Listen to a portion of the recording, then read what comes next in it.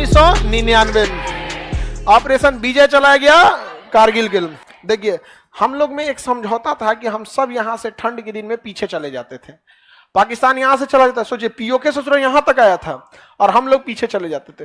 लेकिन परवेज मुशर्रफ मर गया जहन्नुमी। जहन्नुमी मतलब समझते हैं? नरक में, नरक को उर्दू में जहन्नुम बोलते हैं। नरक को क्या कहते हैं? जहन्नुम बोलते हैं। जा जहन्नुम में नहीं, नरक में जाओ। यहाँ पे परवेज मुशर्रफ उस समय सेनापति था पाकिस्तान का। उसने पूरी सेना को चढ़ा दिया, कहा कि हिंदुस्तानी पीछे लौट चुके हैं, दुनिया थूकेगी तो क्या हुआ, चढ़ जाओ खाली जगहों पे। समझ आ गया? इसके लिए डिसिप्लिन मायने नहीं रखता है, इसलिए मरने के बाद भी लोग क्या कर रहे हैं, गरिया रहे थे, चढ़ गए यहाँ पे। जबकि हम सब का एक एग्रीमेंट होता था, ठंड में हम सब पीछे हट जाते थे। 1998 में हम सब क्या हो गए, पीछे हटे। लेकिन इस ससुरा पीछे हटने के बाद चढ़ गया वापस और हमारे ही पोस्ट पे आके कब्जा कर लिया, पूरे पहाड़ी पे कब्जा कर लिया। जब हमारे सैनिक गए ना तो कैप्टन सौरभ कालिया सबसे पहले गए। कैप्टन सौरभ कालिया, कैप्टन सौरभ कालिया को इन सब पकड़ के उनका आंख निकाल लिया था सब, आंख सारी उंगलियां काट लिए थे सर। ये होंठ जो होता है ना, काट के इसे खींच दिए थे सर। यहाँ पे कान कटा हुआ था यहाँ पे, और मतलब जैसे मन वैसे लाश के साथ खेले थे सब, अब फेंक दिए थे सब कैप्टन सौरभ कालिया को। पर भगवान से प्रार्थना करते हैं, खुदा वाहे गुरु ईश्वर कैप्टन सौरभ कालिया को मुशर्रफ का पता बता दीजिएगा कि कहां है ही, वहीं मारेंगे उनको।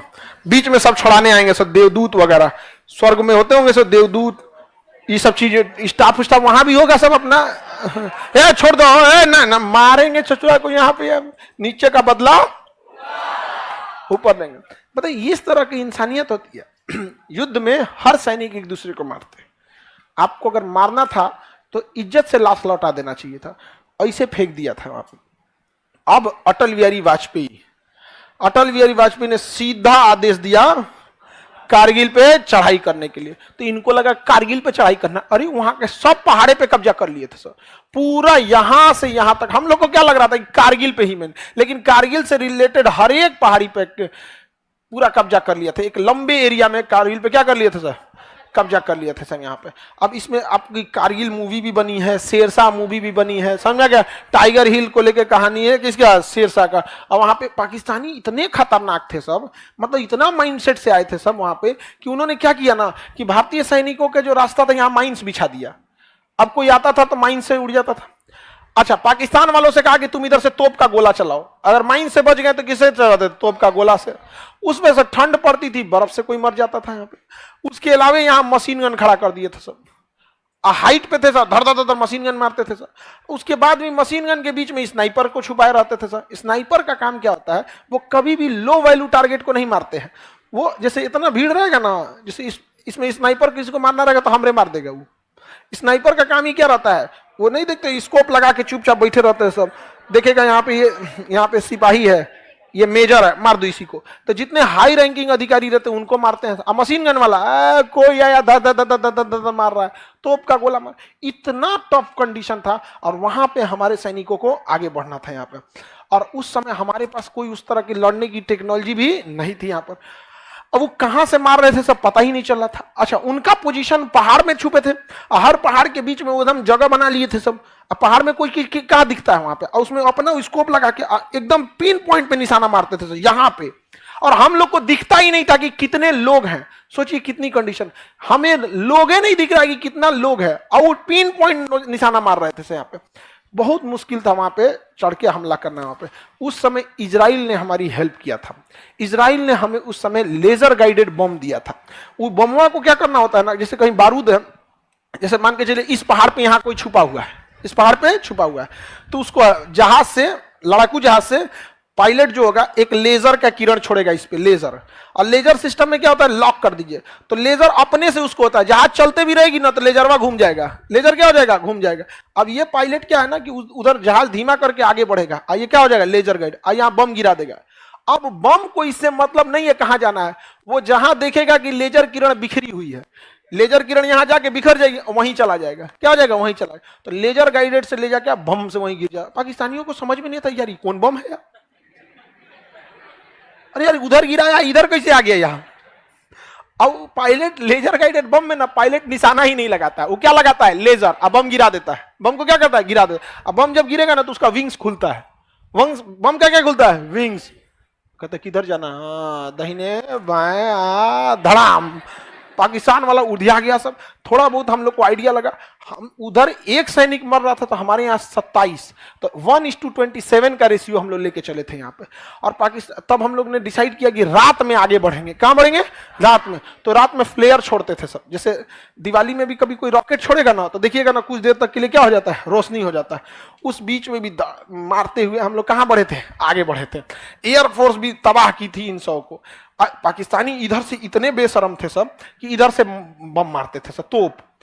इतना बेशरम इंसान आपको दुनिया में नहीं मिलेगा। जब यूएनओ में बात गई तो पाकिस्तान कर रहा हम थोड़ी कर रहे हैं, ये तो आतंकवादी मार रहे हैं सब। तो एक बात बताओ, आतंकवादी के पास गोला बारूद होता है, तोप कहां होता है? तो भारतीय सेना ने कहा कि ये तोप कहां से आ रहा है, तुम्हारे यहां आतंकवादी तोप लेके घूमते हैं, तो यूएनओ इसे आतंकवादी देश घोषित कर दीजिए, सब मिलकर तोप व्यवस्था कर देंगे सब। अब क्या हो गया, यहाँ पे अटल बिहारी वाजपेयी पूरा आग बबूला थे, कहे चाहे जो कुछ हो, एयरफोर्स को लगाइए, नेवी को लगाइए, आर्मी को लगाइए। तो नीचे से कौन मार रही थी, आर्मी, और ऊपर से एयरफोर्स। लेकिन क्लोज लड़ाई में एयरफोर्स भी कुछ नहीं कर सकती थी। अरे क्लोज लड़ाई होगी आमने सामने में तो कौन लड़ाई, कौन किसको मार देगा यहाँ पे, समझ में आ गया कि नहीं यहाँ पे। और उधर वो सब थे सब मशीन गन से जिसको मन वो हाइट पे थे सब, पहाड़ ऐसे पत्थर फेंक देते थे सब, क्या फेंक देते थे, पत्थर। वहां पे भारतीय सेना को लड़ना था। कैप्टन मनोज पांडे, लखनऊ के मनोज पांडे, आज भी लखनऊ में जाएंगे तो एक मनोज पांडे चौराहा मिलेगा आपको, ऐसे गोरखा रेजिमेंट, वहां पे वो मारते हुए ना पूरा तोप का गोला बारूद मारते हुए उन सब के उसमें घुस गए बंकर में। लाइन से बंकर थे, सब बंकर को घेर लिए यहाँ पे। और उसका बंदूक फेंक के और गोरखा रेजिमेंट के पास एक चाकू होता है, खुखरी बोलते हैं उसको, अब देख के खुखरी से मार मार के ना सर अलग कर दिए। और जब पाकिस्तानियों का सर अलग हुआ ना तो उस सब बंदूक छोड़ के भागने लगा सब, वहां पे बंदूक छोड़ के क्या होगा, भागने लगा सब। चाकू से दौड़ा। देखिए हथियार से लड़ने से ज्यादा जिगर होना चाहिए यहाँ पर। उन सौ के घुस के घर में बंदूक फेंक के वो इंसान और किससे मार रहा है, चाकू से। अब पाकिस्तानी भी कंफ्यूज हो गए सब कि यार गोलियां कैसे चलाए, हमरे चाचा को मार रहा है वो। ये कम थे, कैप्टन पकड़ लिए को मेजर को, अल्ले अब मार रहे हैं। अब उधर से कोनो गोलियों नहीं चला पा रहा है, काहे वो करो मेजर जाएगा, मत मारो, ये लेके जाएंगे। अब मार दिए यहाँ पे। तब तक उधर से स्नाइपर रहते थे। स्नाइपर जो होते हैं सब ना ऐसा जगह छुपे रहते हैं जहाँ आपका ध्यान ही नहीं जाएगा, और ओढ़ के ढके रहते हैं सब। और भाई ले वहां स्नाइपर क्या कर दिए, मार दिए, स्नाइपर ही मारा था सब। यहाँ पे शेरशाह मूवी देखे, कैप्टन विक्रम बत्रा को किसने मारा, स्नाइपर। अच्छा वो लड़ाई के मैदान से कहाँ रहते हैं सर, दूर रहते हैं सर। अब इतना तबाही हुआ, पाकिस्तान वाले भी मरना चालू किए सब। पाकिस्तान अमेरिका को कह रहा है बचाइए यहाँ पे, तो अमेरिका कहा कि यार इतना बेशरम तो हम भी नहीं है। अमेरिका क्या बोला, ऐसा तो हम भी नहीं यार, तुम इतना काहे करते, जब तुमको आतंकवादी ही भेजना था तो आतंकवादी भेजे रहते, ये तोप का गोला भेजे, पूरी दुनिया गरिया रही है यहाँ पर। अब अटल बिहारी वाजपेयी ने कहा कुछ भी हो जाए यहाँ पे, उन्होंने जिम्मेदारी दिया किसको, नेवी को। इंडियन नेवी गई ब्लॉक मार दी पूरा पाकिस्तान को, ले। अब पाकिस्तान के पास अपन कौन सी होता है, सऊदी अरब से तेल की सप्लाई बंद। पाकिस्तान के पास 7 दिन का तेल बचा हुआ था, 7 दिन के बाद उसका रेलवे स्टेशन, जहाज, मोटरसाइकिल, सब चीज ठप। सोचिए पेट्रोल पंप बंद तो क्या हो जाता है, सब चीज बंद। पेट्रोलियम बहुत, ट्रांसपोर्टेशन एक बहुत बड़ा हिस्सा होता है देश का, 25% चीजें ट्रांसपोर्टेशन पे टिकी हुई है यहाँ पे। अब अटल बिहारी वाजपेयी ने कहा कि तोरा क्या लगता है हम कारगिल में लड़ेंगे, हाँ ये सब एयरफोर्स ने भी, ये सब किस दिन काम आएंगे सब। तो यहां से कौन घेर ली, और ऊपर से एयरफोर्स, और जमीन तो पहाड़ पे आर्मी ने जब सफाया चालू किया ना तो वहां से भाग गए थे सब। पाकिस्तानी सब क्या हो गए थे सब, भाग। बहुत बार ऐसा हुआ कि भारतीय सैनिकों को खाना नहीं पहुंचा पा रहे थे लोग, तो ये लोग जल्दी, तो वो सैनिक कहते थे साहब जी भूख लगी है, क्योंकि सेना अपने कमांडर से कहेगा साहब जी 2 दिन से खाए नहीं, साहब जी भूख लगी है। अब वो कहां से कहेंगे, और उसका कमांडर क्या कर रहा था नीचे बेस में, खाना नहीं चाहिए, हथियार भेजो, हथियार। आई कहते जवानों खाना आने में देर है, इन्हीं को मारो, इनका खाना खा लेते हम लोग यहाँ पर। तो हम लोगों ने खाना आने में देर हुआ ना, तो उन ससुरन को मार के और 100 का आदमी खाना खाया था, हलवा उलवा बनाया था, सब वहां पे आदमी खाना खाया था यहाँ पे। बहुत बार ऐसा हुआ था यहाँ पे। उसके बाद जब युद्ध खत्म हुई तो पाकिस्तानियों ने उनकी लाशें लेने से मना कर दिया, कहा कि हम ये लाश नहीं लेंगे, हमारे लोग ही नहीं है, ये तो आतंकवादी हैं। तो भारतीयों ने कब्र खोद के, फौज में एक वैकेंसी निकलती है धर्मगुरु की, उसमें मौलवी भी जाएंगे, गुरु, सिख गुरु भी जाएंगे और सब जाएंगे। और यकीन, अच्छा कभी आप लोग तो फौज में नहीं गए वहां पे, वहां का पूजा स्थल देखेंगे ना तो ऐसे ही हॉल रहेगा, ऐसा हॉल रहेगा यहाँ पे। यहाँ कोई नमाज पढ़ रहा है और वहां कोई वाहे गुरु की पूजा कर रहा है, कोई क्रिश्चियन है तो वो कर रहा है, इसी में ई ना कि वो तुम्हारा मस्जिद सब हमारा है। और जो सेना का कमांडर होता है ना, सेना का कमांडर, अब भाई सेना का कमांडर के पास तो बहुत सारे सैनिक हैं यहाँ पे। अब उनको अगर कोई अगर धार्मिक चीज में गया ना, अगर सिख के पास गया तो सिख की तरह जाएगा, ये नहीं कि हम पगड़ी क्यों लगाएंगे, वाई गुरु की जय क्यों बोलेंगे। और मुस्लिम में गया तो वो मुस्लिम के वेशभूषा रहेगा, जो उसको तरीका है वहां पे बाल ढकना, चाहे वो साफा से ढके या फिर टोपी से ढके। और जब अपने पूजा स्थल पे जाएंगे तो टीका लगाना पड़ेगा, और जब युद्ध के मैदान में आएंगे तो हेलमेट पहन के गोली खिलाना होगा यहाँ पर।